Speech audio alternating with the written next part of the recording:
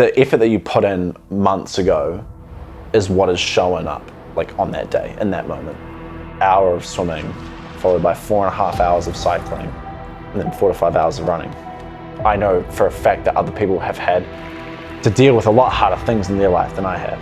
And so that's like a real driving factor behind me wanting to do this in the first place. Training for an Ironman is the ultimate journey of self-discovery and purpose. At the start, I'm treading water with calm excitement, and then I take one last breath.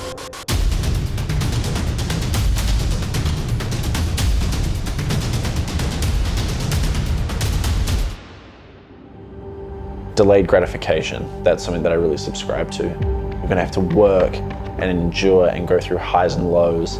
It's not gonna be sunshine and rainbows every single day, but you're working towards something greater and you're shaping yourself to be something greater than what you once were.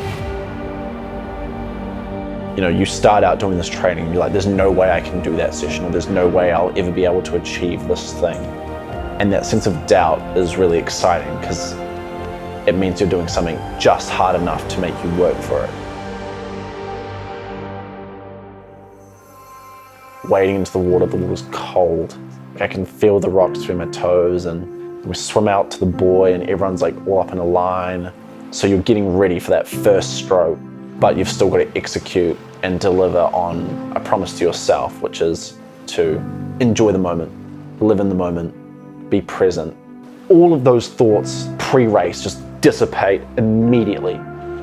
Swimming, you're just like alone with your thoughts, and it's very raw, I find, and quite confronting. You've got to move with the water, connect with the water and move through it rather than fighting against it. Coming from the rowing background into cycling was a really clean transition and something that made me really enjoy it. The feeling of hard work in your legs and hard work in your lungs with the speed, but also like the grace of cycling.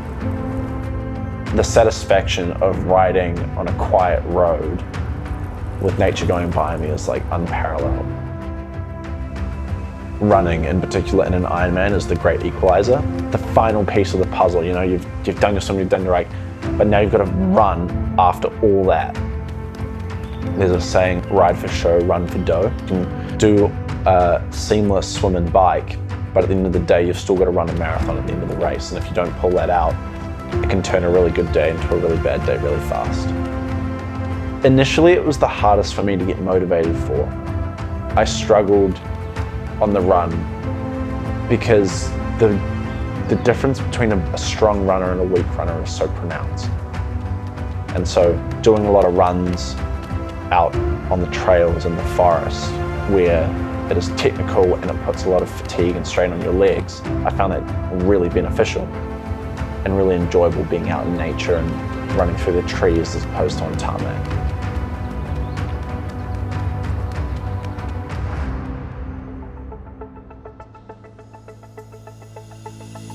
So I came up with a plan to recycle non-stop for 24 hours to raise money and awareness for the William Waits Memorial Trust, who will be supporting me through the Tour de France stages later this year.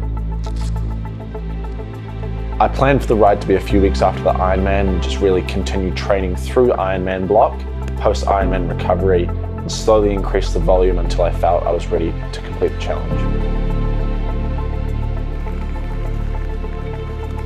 For a challenge like that, you need a really strong support network and a support team around you in order to pull it off. So having my girlfriend Chelsea and my dad driving the car behind me while I rode, having people around me to work off me, both physically and emotionally, was really important. So starting the ride at 5 p.m. and riding from sunset into darkness was definitely a challenge. Having people from my tri club and my mates that I cycle with regularly come and join me throughout the night and into the early hours of the morning definitely boosted my morale and changed, you know, the mindset. Going from how am I going to do this to having those people rallying around me and supporting me was a really good feeling. Stay on the bike. 15. My body started to fail on me. My eyes and my vision were starting to go, and for the safety of myself and the people around me, I decided to end the ride there. Yeah, look, knowing what I know, I was severely underprepared. There was a lot more things that we could have done to prepare to set myself up for success. The people around me were like 10 out of 10, phenomenal, but they didn't quite know what I needed of them. Like, we did a debrief and, you know, talked about all the things that could be improved on, which is like really reassuring to know that like we can give this another crack and be a lot more prepared for it.